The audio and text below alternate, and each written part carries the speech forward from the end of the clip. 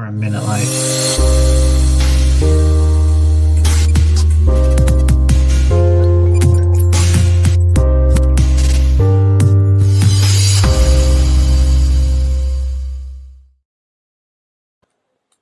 Welcome, ladies and gentlemen, to this glorious Monday. Sorry, I forgot what day of the week it was.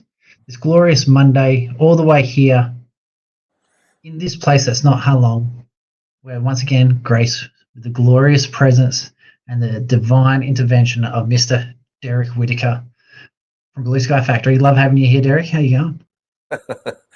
It's good to be here, Travis. Thank you. I was just making shit up as I went. I can see Aaron in the studio just shaking her head, going, "Oh, Travis, you idiot."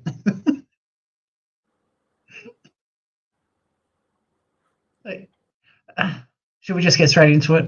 I'm waiting to see if Aaron's not pop up, but he's looking a lot like you at the moment, but that's okay. We'll sort that one out. All good. Let's make this happen. So today we're having a look at the big recent trip that's been happening as far as tariffs are concerned, the unfolding of this. And I'm also going to reveal at the end what is the biggest threat to the US economy right now as far as Trump is showing and revealing. And this is the weakness. This is the chink here in terms of this whole economic policy that's happening in America right now. But as you might know, he got on that plane again and traveled over to Japan to start with. And there was a lot that was going on. But before we get into that, I think there's an overview that we need to look at because there's a common thread that has been negotiated on all of these deals that the United States has been doing as far as the tariffs are concerned.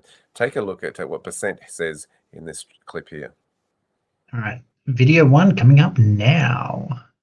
It's been laser focused since the day he came in office in terms of rare earths. He issued an executive order right out of the blocks. He recognized that this is a strategic vulnerability for the U.S.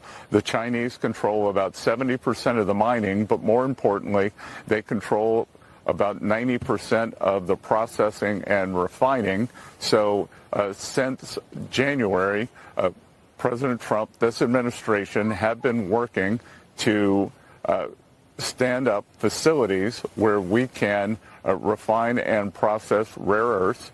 I think it is something that we inherited. This was a mess that's 20 years in the making, and President Trump is determined to solve this because we have to take control of our supply chains. And we're going to be taking control of our supply chains in rare earths, in semiconductors, in medicines, in steel, in shipbuilding. Part of the America First agenda that President Trump is pushing is for us to be able to control our own destiny and not have any choke points in our supply chains like he inherited. I think that's the key to remember here. It is the rare earths that they want. The vulnerability is that China's been controlling that market and is ahead of the United States. So you notice that he did that deal with Australia, wanting to secure more rare earths in the negotiations between Ukraine and Russia and ending the conflict. They're wanting to secure rare earths. Greenland, the interest in that when he first came into office, rare earths. This keeps coming up. The United States wants rare earths, in case you're missing it. And I think that this message that he sent out just a couple of weeks that crashed the markets, not only in the stock market, but also in the crypto space, was the fact that China has been rumored to be approaching nations and holding them to ransom in terms of, hey, if the rare earths were produced in China, you have to get our permission to on-sell it to other nations. That's really ultimate control there. So in other words, if they produce a phone that has rare earths and Australians buy it, if Australians want to on-sell it elsewhere, they'd have to get China's permission to do so. And that's what America has been concerned about and vulnerable. So what I'm showing you here is what's the motivation on how they're actually negotiating right now. Now, he went off to Japan, and that was really an interesting sort of meeting that came out of that. He was very complimentary of the Japanese. And you got to remember, too, that the Japanese are in a bit of a vulnerable state because they're not far from, of course, the one who has interests in Taiwan. Why is Taiwan so interesting? Because they're the biggest producer of microchips. And, of course, that is on the shores of where China has shown its interest. So you've got Japan with a long history of tension between the Japanese and the Chinese. Take a look at this video as Trump arrives in China. Before we get to that one, just something else. Congo, the war over there was also the rare earth deal. India and Pakistan also had the rare earth deals. And when Trump was doing his press conference, I think it was the one with Albanese, he was saying that China controls 98% of the world's manufacturing, like refining of rare earth. So absolutely, this is a very, very important issue for America. So let's get to Japan now.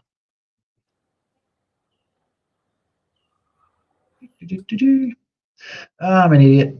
There we go. And let's start this one again. So here we see the formal signing. They've got on very, very well. And Trump has been very, very complimentary, which you'll hear about in just a moment, of her. This is Japan's first female president. And yeah, what a way to kick it off, with Trump coming over to see her and them negotiating from there. Very smart lady too. They actually presented Trump with golf accessories, a golf bag signed by one of their famous professional golfers and that sort of stuff. So they kicked it off well. There's actually more to the golf bag story than what a lot of people know. The late former president of Japan who got assassinated, him and Trump, every single time they either would visit each other, they'd spend hours on the golf course because they're both fanatical golfers. So that's just something else that it's the level of politeness that the Japanese take things is just to a whole nother level. So that's one of the reasons why Japan is actually one of the countries that I'm very, very keen to look at doing investments in. So now I love Japan. I love Japanese people, but yeah, they're a tricky one because on the surface they're so polite, but you got to remember they are savage dealers. They hold their own very well. So let's have a listen to what Trump had to say at the negotiating table when he was in Japan. That you are increasing your military capacity very substantially, and we've received your orders for a very large amount of new military equipment, and you know that we make the best military equipment in the world, the jets, the missiles, and everything else, and hopefully we don't have to use them very much, if at all. But we appreciate that order, and we very much appreciate the trade. We're going to do tremendous trade together, I think more than ever before. We're just signing a new deal, and it's a very fair deal, and we look forward to welcoming Japan into the United States and a continuation. And it's something that everybody is very, very excited about. In other words, Japan really... What's that? I'm really excited about Japan and America working a lot closer together. Just Japan's, their military as a whole hasn't been that strong because it's mainly focused on the domestic forces and internally. Because after what happened with Pearl Harbor and the Second World War, Japan never actually built a war. But when they do build a military, you know how well they actually perform. So I'm really looking forward to seeing how this one turns out. Japanese are great manufacturers. Look at Toyota in Australia. Fantastic. Yeah. I mean, the most reliable car that Australians love and fall in love with and embraced for Australian conditions. And they tested them out here. So, yeah, they've got enormous capability as far as manufacturing is concerned. So this is something I think the world probably isn't prepared for. I genuinely believe, I think Japan and America working together instead of against each other is going to be savage. I'm I'm excited about this one. I feel like Big Kev. I'm excited. So yeah. Let's have a look at the summary of what was negotiated here. I think it really is telling when you have that summation. We've got the Commerce Secretary, Howard Lutnick, kind of taking the reins here on this one. Yeah, here he is. That this evening we're going to be signing $490 billion of investment.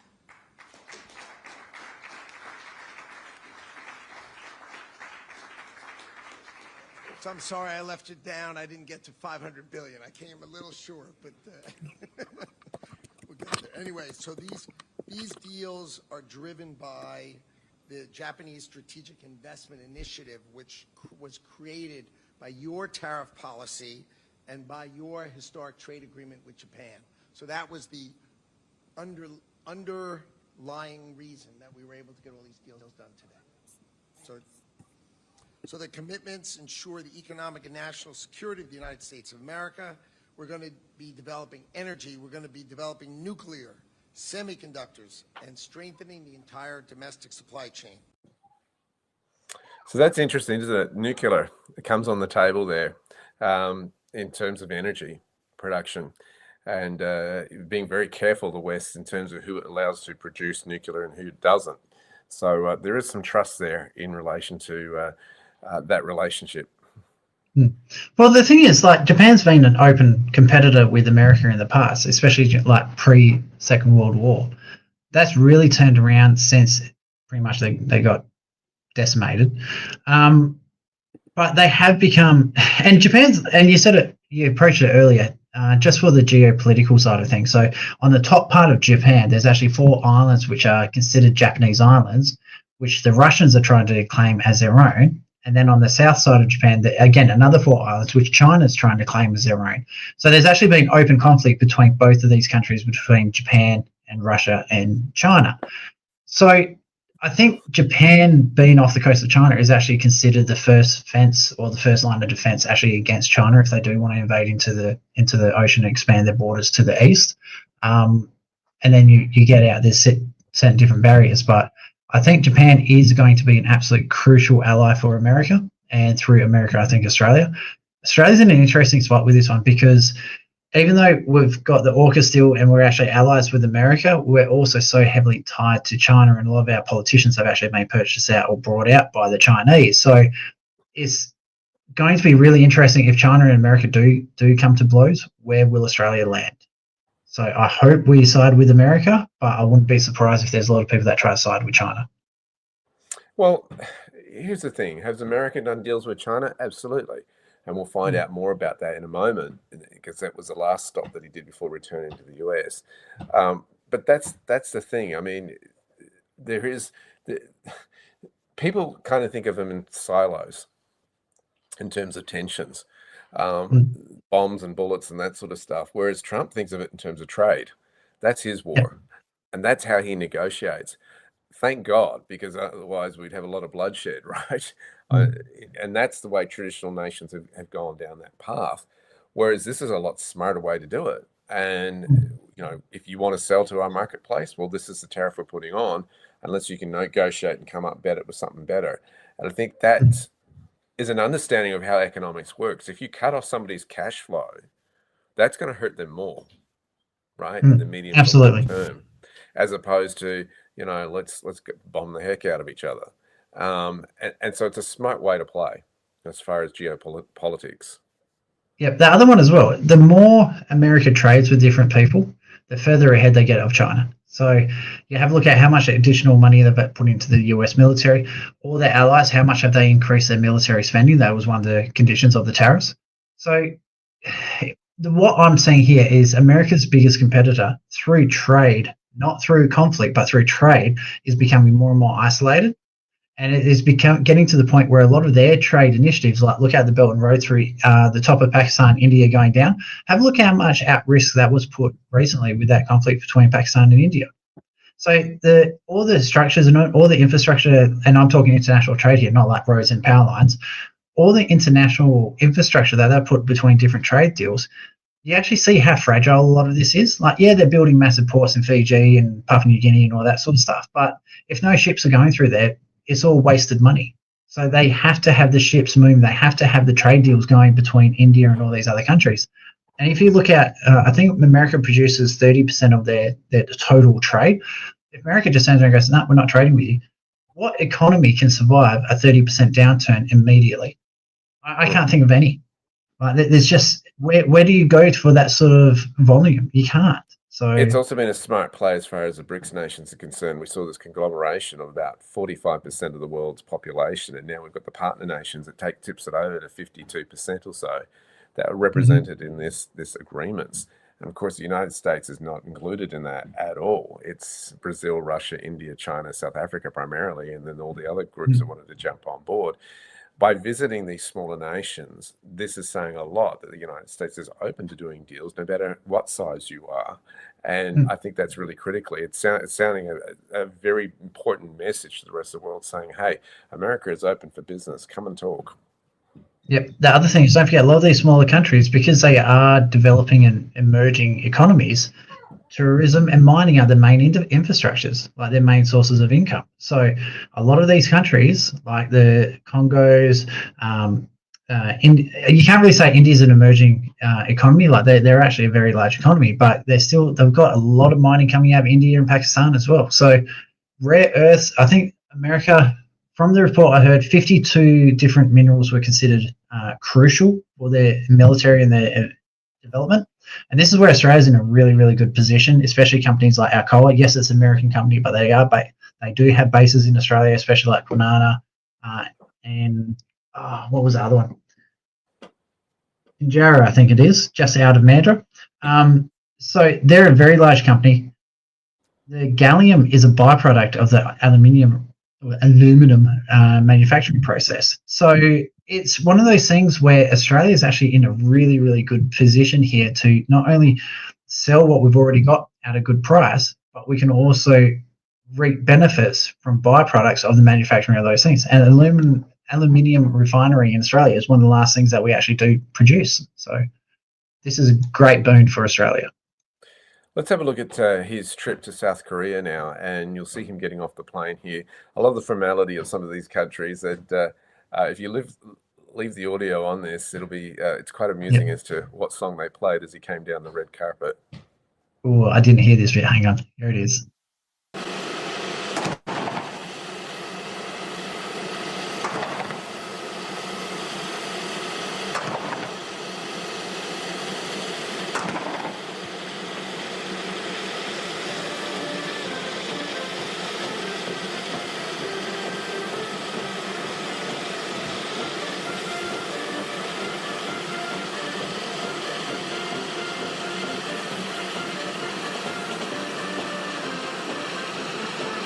Oh, YMCA.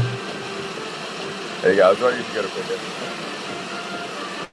Oh, the airport, like, because you've got the engines of the airplanes and all that sort of stuff, it made it really hard to hear. But yeah, it's I shut it off because I'm worried about copyright, like, you know how nasty Facebook and all that is. So I was a little bit worried about that. But yeah, the orchestra doing a rendition of YMCA. That's going to be. I'm surprised Trump didn't do his little dance with his fists. So. What's interesting in this deal is it was a $350 billion trade deal, and that happened on Wednesday. And again, this announcement, it helps Korea with the US tariffs. They were dealing with some of the biggest ones there in the new investments into the American economy in exchange for reduced tariff rates. Under the finalized terms, Seoul is going to contribute $200 billion in cash through annual installments capped at $20 billion. Well, the remaining $150 billion will go towards shipbuilding projects aimed at revitalizing US manufacturing. And both sides have agreed to divide profits evenly until the initial investments are recouped to pursue only commercially viable projects. So I love this because this is nations doing business together. They're going, okay, if we're going to put this much of funding into this, you want your original capital out. And that's how most businessmen operate, right? When do we get our capital back? Once we've hit that, it's profit and gravy from there, baby. And that's how deals are done. And again, it shows the business mindset of Trump in these deals and how to get the business done, which is exciting for that nation, South Korea. Yep. So I do have to say a shout out. If you see me looking down while I've got the main StreamYard in front of me, then I've got my Facebook and other social media accounts up to the side. For some reason, the comments aren't coming through on the StreamYard. But Taz, welcome to the stream. She said that took me a second to guess the song too. Lol. I don't feel bad because Taz is a bit of a music entrepreneur. Like she was really good at guessing songs. I don't know if that's true or not, but it makes us feel good. So yeah, thanks for jumping in on the stream, Taz. Long time listener. So let's get into the next one. The one thing that I found one thing I found interesting with the South Korea investment, I think it was $2 million. Just let me double check. I've got the figures here. I think it was 200 million of their 350 million was actually in a cash investment. Like, it was a really, really large amount. That's how important these tariffs are to these nations. That says a Yeah, lot, right? cash investment, and then 150 billion is in shipbuilding and cooperation. So, especially for the U.S. military, having South Korea is arguably one of the best shipbuilders in the world, and having them to build the U.S. military boats is a huge boon for America and South Korea as well. Well, is it just military, or are they also looking at commercial? I don't know. They build everything. Like their shipbuilding industry, and a lot of people say, "Oh, you go to Korea because there's lower incomes." Well, actually, no. Believe it or not, the South Korean basic income is actually very similar to Australians when you look at it, dollar for dollar and exchange rates and all that sort of stuff. So, South Korea, they're amazing manufacturers. They build massive things like ships, boats, trains, all sorts of things like that. But they're able to do it with the same. You know how everyone goes, oh, we go send things to Southeast Asia to build things because it's cheaper, the labor's cheaper and all that. No, that's crap. So South Korea can build all these things. They have the expertise and they can pay their workers roughly the same as what they pay in Australia. So why can't we do that in Australia? Sorry about getting political on you. That's just a massive failure from our politicians. So, and our industrial laws are just way overboard. It's just stifling business. It's a fair question. From there, Trump went over to the to China. Let's have a look. This has been the big one. This has been the bone of contention. This has been the country that's been hit the hardest with threats of 100% tariffs going in. And of course, this is telling what's been going on. If we look at the whole deal there, meeting with Chinese President Xi Jinping, they looked at trade, agriculture, energy, national security following the high-stakes meeting in South Korea. They included tariff cuts, which the Chinese were happy about, renewing the Chinese purchase of U.S. goods, and expanding that cooperation. And it's quite telling what Trump has posted here. I had a truly great meeting with the presidency of China. Enormous respect between our two countries, and that will only be enacted what just took place. Trump, I think, is repairing a relationship here and needs to be seen to, let's not allowing them to not lose face has been very, very important in this space. And he goes, we agreed on many things with others, even of high importance, being very close to resolve. I was extremely honored by the fact that presidency authorized China to begin the purchase of massive amounts of soybeans, sorghum, and other farm products. Our farmers will be happy. In fact, as I said once during my first administration, farmers should immediately go out and buy more land and larger tractors. I would like to thank President Xi for this. Additionally, China has agreed to continue the flow of rare earths, critical minerals, magnets, etc., openly and freely. Now, that was the big one, very significantly. And the rest of the world will benefit from that negotiation, okay? That's what you've got to realize here. Additionally, China has agreed to continue the flow of rare earths, critical minerals, magnets. Very significantly, China has strongly stated they will work diligently with us to stop the flow of fentanyl into our country. They'll help us end the fentanyl crisis. China has also agreed that they will begin the process of purchasing American energy. In fact, a very large-scale transaction may take place with the purchase of oil and gas from the great state of Alaska. Chris Wright, Doug Burgum, and our respective energy teams will be meeting to see if such an energy deal can be worked out. Agreements reached today will deliver prosperity and security to millions of Americans after this historic trip to Asia. I'm now heading back to Washington, D.C. I want to thank, here we go, great countries of Malaysia, Japan, South Korea for being so generous, gracious, and hospitable. Also, Australia, Canada, New Zealand, Singapore, Thailand, and Vietnam were at the dinner last night, hosted by His Excellency Li Chang-myong. Hundreds of billions of dollars are being brought into our country because of them. Our nation is strong, respected, admired. Again, the best is yet to come. So this has not just been a meeting with China. This has been an international meeting as well with the partner nations that are doing deals with China. Watch that wasn't space. Invited to the dinner? Do you know who wasn't invited to that dinner? Who's that? Kevin Rudd. I don't know if he rocked up or not, but I think you probably had the diplomat to China there in Australia, from Australia. But regardless, it shows the scope of what happens here, how China is helping so many nations with manufacturing, and how many nations are affected between the relationship between China and the United States and dependent on that. If it goes peacefully, they all benefit, they all win. Will China come back with some other stuff after this in some time? We'll see. We'll see. That's been the playbook from for a while. It'll be interesting how that plays out. So one thing I'd love to actually see the international different countries come to. One of the big reasons why so many American tech companies won't actually trade in China is because of the amount of intellectual theft. I'm a little bit disappointed that hasn't been addressed in any of these meetings with Trump. I'm trying to remember the bald dude from the Shark Tank. He's one of the big investors into new companies. It'll come to me later anyway. He was saying one of the reasons he absolutely has zero to do with China whatsoever is because every time you can spend millions and millions and millions of dollars on researching, developing of a product, the moment it hits the Chinese market, they'll steal it. The condition of entering into the Chinese market is you have to give them your intellectual property. And something like 80% of all international complaints against the copyright theft and all that sort of stuff, all of it comes from China and just gets bogged down in legalities, stuff like that. So a lot of people just say, no, we're not dealing with China. So that's something I would have liked to have seen to get addressed. But other than that, Trump's doing Trump things. He's doing as much as he can for the American people, and the rest of the world will prosper from this one. I think the time for everyone to stop. Everyone has to stop hating what Trump's doing and actually understand it, because he's going to be around for another 3 years. I think they're going to absolutely decimate the midterms. I think the Democrats aren't going to have a leg to stand on, I don't think.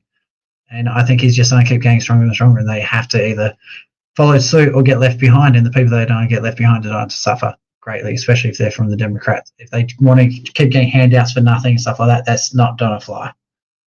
Well, I've always said, don't listen to what Trump says, watch what he does. And right now, he's stopped a lot of wars going ahead, trying to end conflicts that no other presidents could do, or world leaders for that matter.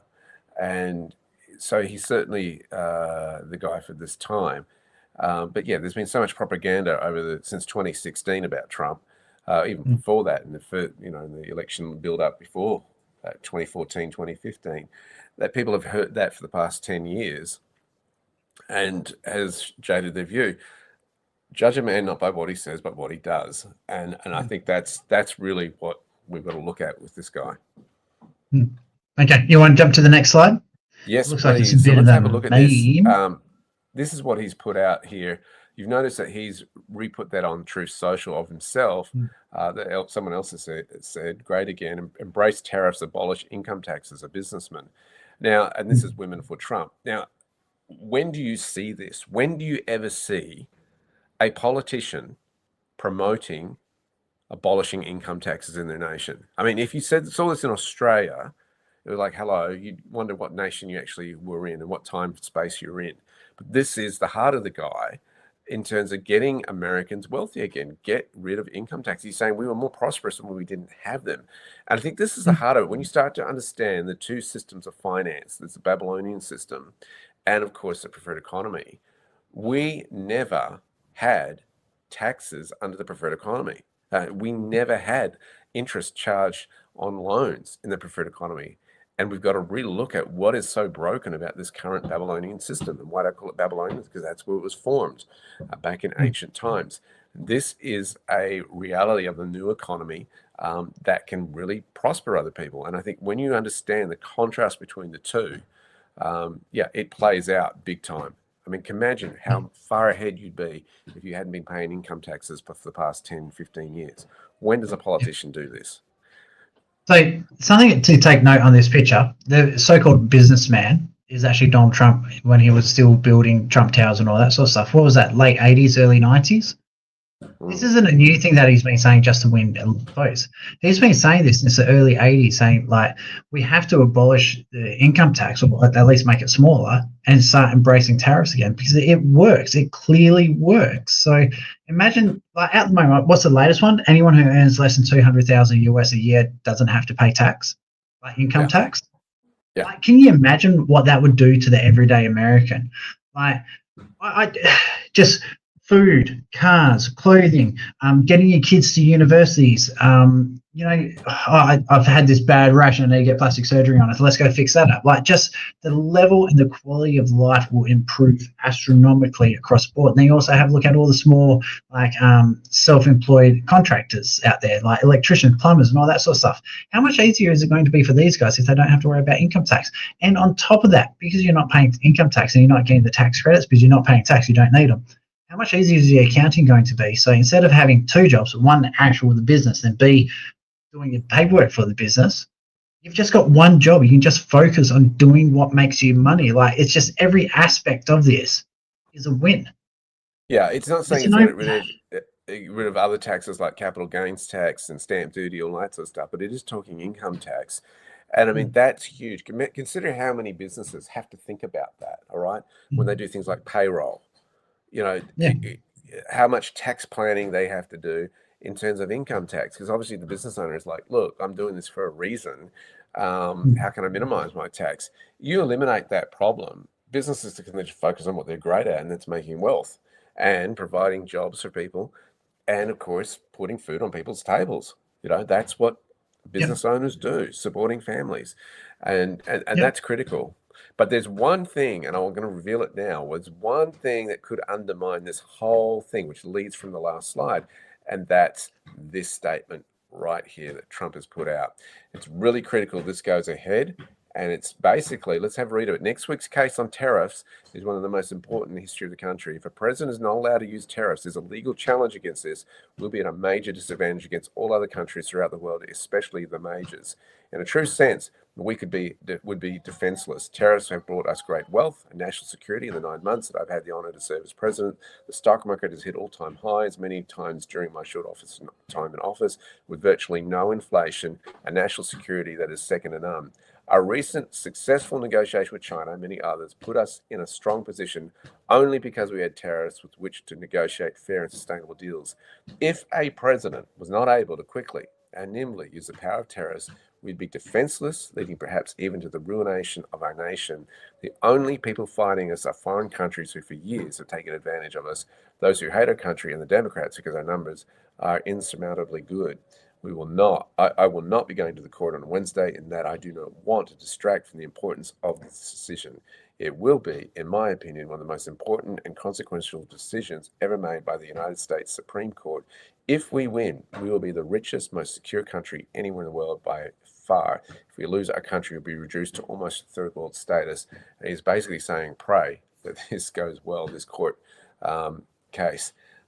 This is the one thing that undermines it, that somebody has put in there and put it before the courts. Well, is it legal for us to do this? If somebody does that and the nation's prospering, you've got to wonder what side they're actually on. I said this earlier, I think people just got to get off whatever drugs they're on and just start focusing, like, is America doing well? And just stop fighting him for the sakes of fighting him. Fight him on things that actually matter, like, and do it the proper way. Like, shutting down the government just because you want to add healthcare for illegals. They've had the power. How long? So Obama was in power for 8 years. Biden had it for another 4 years. Why haven't you put that into law? That's what I want to know. And I just find it for ages. It just dumbfounds me. So there's a clear cut, concise way to do things, and they're trying to shortcut it when it's against what they want. And it's just, we were covering it, and you'll see it on Friday on Freedom Fridays with Dan. We recorded earlier today. The Democrats are just some of the biggest hypocrites I've ever seen. And that's even talking about the Australian Labor government. Like, the Australian Labor government is just insane when it comes to hypocrisy.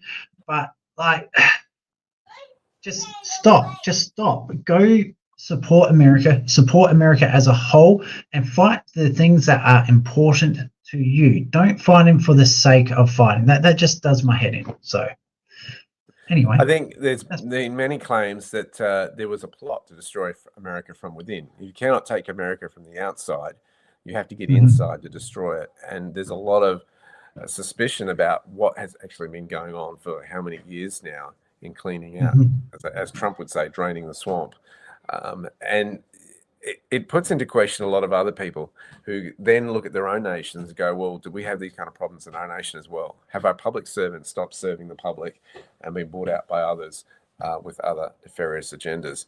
That question, really, each nation has to ask that and have a good examination of themselves and go, well, where do we go from here as a nation? So I think the first thing, and you hear this on most of our shows, a lot of the commentators that are either central or centre right on their commentary, is you have to follow the money. Not Devaney, there's a black guy, curly hair, that does a lot of shows. I've been watching him a lot lately. he has a look at both sides of the argument and has a look, and he actually shows what media is reporting on what side. You need to start following the money. Who's paying who to do what? Like, we already know what the Australian governments are doing. They're getting paid by China non-stop to vote in favour. All our policies are in favour of what's happening for the Chinese occupation of our land. Like, Australia, every single state of Australia voted no to the Voice referendum, and now states like Victoria are implementing it anyway. It's like, what the hell are you doing anyway? So I have a strong belief that I think all communications from politicians, whether it's private or through their parliamentarian accounts, should be open for investigation by the Australian people. I think if we actually have transparency, I think a lot of the problems we have in Australia are going to resolve, and I find America is the same. If you can start seeing what the politicians are talking to, who they're talking to, and what business deals they're doing behind the scenes, I think that's going to stop a lot of the stuff. And I know there's the argument, okay, so where does someone's privacy kick in? Where does it stop? You're representing the Australian people. Or in America's case, you're representing the American people. You were trading on behalf of the American people. The American people have the right to know who you're talking to and what deals you're writing on their behalf. So that's my rant over.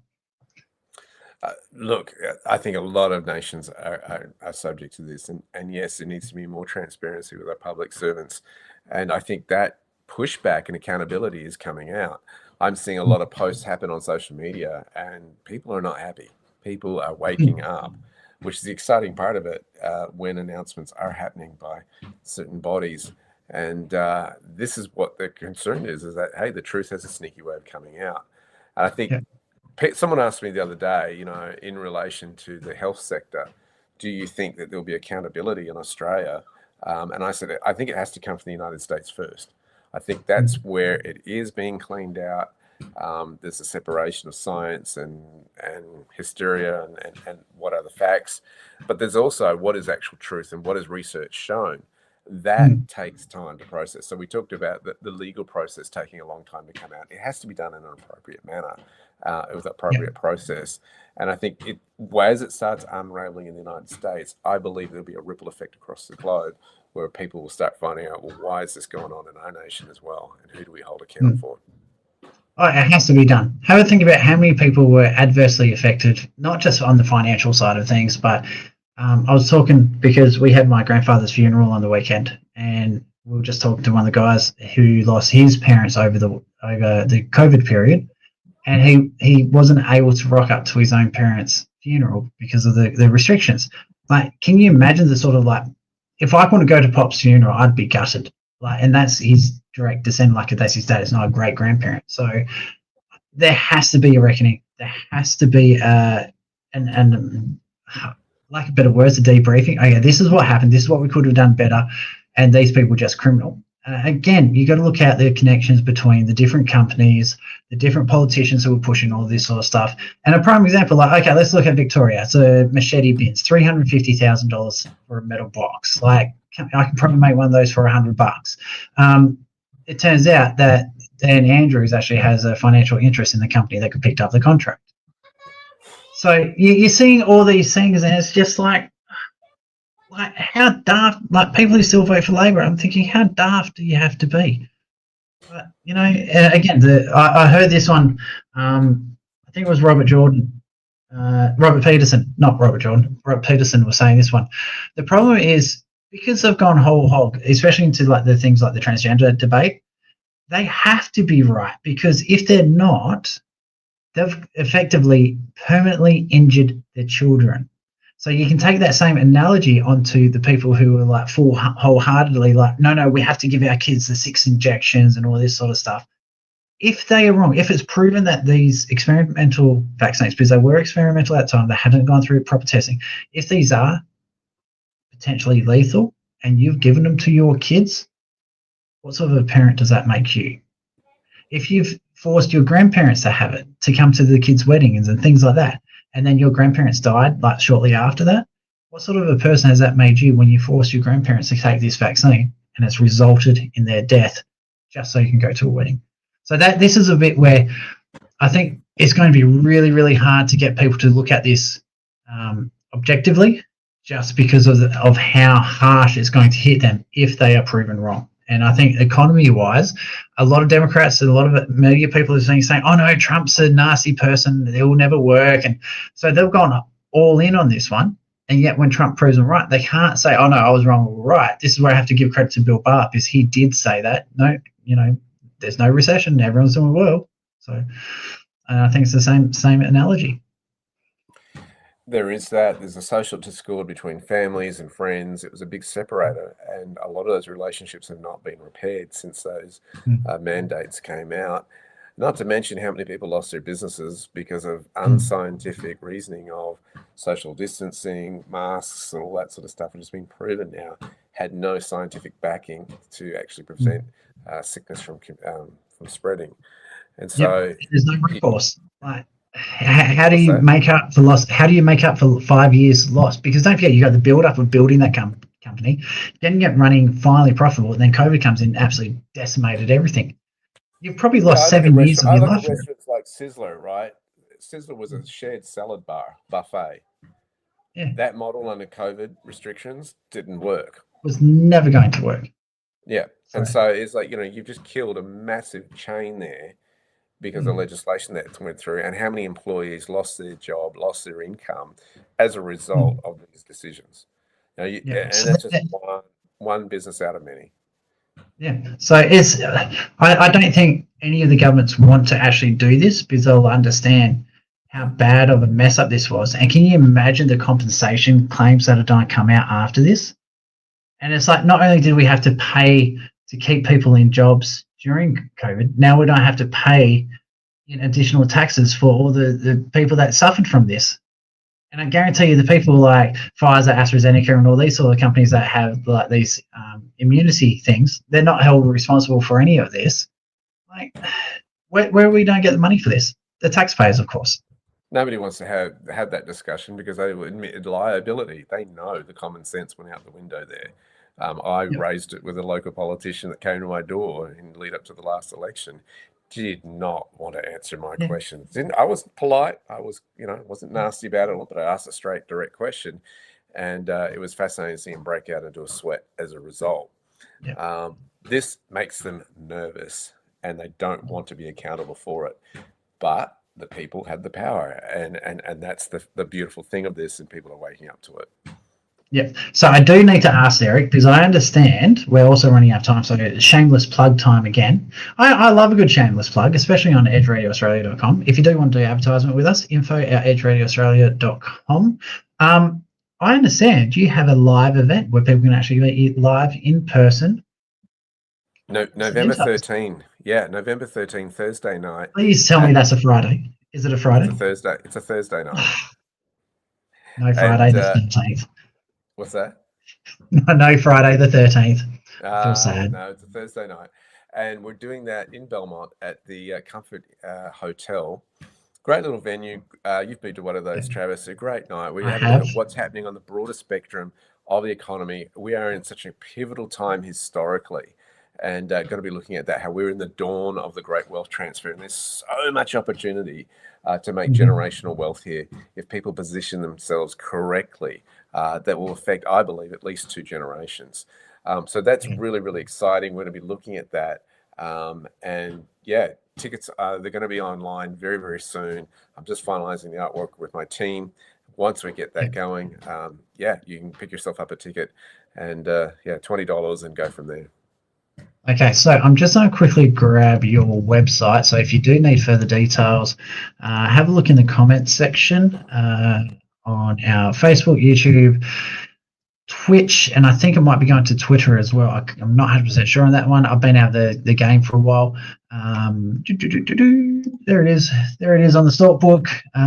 There it is on the Facebook page, and there it is on the Twitch account. So if you do need to get further details, keep an eye on those websites.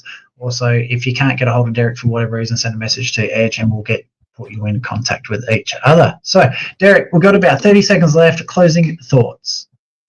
I think we're in an exciting time. We're seeing things at a pivotal time for the United States. We're seeing changes not in just how tariffs are negotiated and deals are done globally, but also how things are done from a taxation perspective. And you can't ignore it when the biggest economy of the world does this. I'm super excited how this is going to have a flow-on effect for other nations progressing forward. It's going to be a really, really good thing. Do I think there'll be wobbles along the way? Absolutely. Do I think there's going to be great upheaval? Absolutely. Trump's opponents will try to oppose him to the bitter end, I think, because they're desperate. But at the end of the day, I'm super excited about what is happening in this globe. And man, you want to be positioned right for all of this. It's really, really exciting times. One thing I've got to add is and when I say we, my family has, as you can see, not Halong Bay, we've acted early. We've offshored a lot of our stuff. We've got ourselves protected. We've got alternative things that we can do. I can see, especially if people like George Soros has their way, the ability to get out of certain systems is going to get harder and harder and harder. So I cannot stress enough how important it is to get this knowledge, get your knowledge up to date, get your understanding, and get yourself a backup plan. And the other one that I've really found the importance of, and it doesn't have to be huge amounts of money, get yourself like a little side hustle, something small. I'm at the moment copying a couple of crypto trades every twice a week. That's earning me a good little piece of money on the side, which it takes so much pressure off, knowing that, you know what, if I lose my job, I've still got a little bit of money coming in. I cannot stress how much that improves, and there's so many different ways out there, especially with what's going on in the crypto sphere, what's going on in international trades, and getting out of Australia and having access to different markets. So yeah, Derek's got a lot of courses on how to do that and how to get yourself set up. So blueskyfactory.com. So yeah, anything else, Derek? I think I covered it all. I just think, basically to reiterate what you just said, it's amazing how small, consistent, incremental progress makes a big difference over time. Yep. I was doing some math on something that you're doing, Travis, that you alluded to there. And it's extraordinary how just showing up consistently and doing it, even though the temptation is to quit because it goes, oh, this doesn't make a big difference. It doesn't look very strong. You do the math on it, it's incredible what can be done in just 12 months, let alone 24 months in 2 years' time. It can make a massive difference. Yeah, especially it may not make a huge difference on your life, but think about your kids or your grandkids. There's an even bigger difference in their life as well. So on that one, let's call it a day. This has been Edge Radio Australia. Derek from Blue Sky Factory, thank you very much for coming on once again. We're a couple of minutes over, but you know what? Don't care. We get to do it. So again, thank you. We'll see you next Monday at 1 p.m. WA Standard Time. And my understanding there's repeats. Aaron's job, he's been a little bit under the weather lately. There'll be repeats on, I think it's Sunday, the reheated show. So all our live shows are repeated on the Sunday. So make sure you listen on edgeradioaustralia.com. And you'll also see the replays on Facebook. So Edge Radio Australia on their Facebook, YouTube, and Twitch. All right. Thank you very much. And we'll see you next week.